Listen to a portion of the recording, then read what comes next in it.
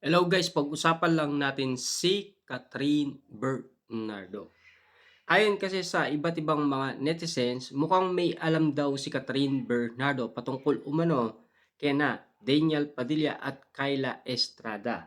Nangyari nga naman kasi ang usap-usapan noong 2025, noong rumampa umano sina Catherine Bernardo at Kyla Estrada. Dahil tinitignan daw ni Catherine Bernardo si Kyla Estrada na animo nagseselos daw itong si Catherine Bernardo ayon sa mapangmatang mga netizens.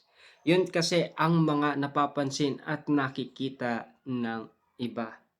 Katotohanan nga ba na meron nalalaman si Catherine Bernardo patungkol umano kina Daniel Padilla at Kyla Estrada? Siyempre, kapansin-pansin nga naman kasi na mukhang nagseselos daw ito ayon kasi sa mga netizens. Siyempre, kitang-kita nga naman kasi nila ang bawat pangyayari.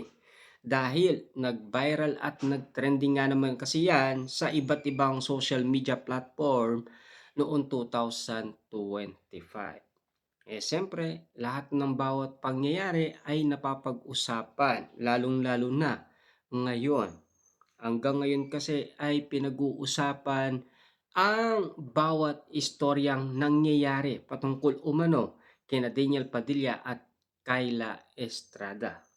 Ibig bang sabihin nito talagang nagsiselos si Catherine Bernardo kay Kyla Estrada dahil mahal na mahal nga ba ni Daniel Padilla si Kyla Estrada?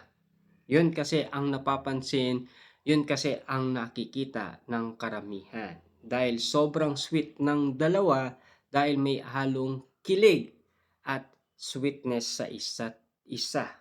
Ika nga kasi ng iba, nagkakamabutian na daw sina Daniel Padilla at Kyla Estrada. Noon pa man parang nalalaman na ng maraming tao na kaduda-duda ang bawat kilos ni Daniel Padilla at Kyla Estrada sa isa't isa. Kung katotohanan nga ba ang lahat ng kumakalat na issue sa social media or haka-aka lang na si Catherine Bernardo ay merong nalalaman. Pero ang mga babae kasi alam nila kung ano ang titig ni Catherine Bernardo kay Kyla Estrada na mukhang nagseselos daw ito dahil yun ang napapansin.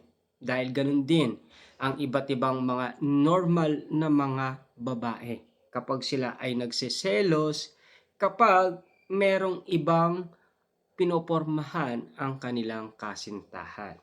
Siyempre, yun ang pagkakaalam ng iba't ibang mga netizens. Yun kasi ang nakikita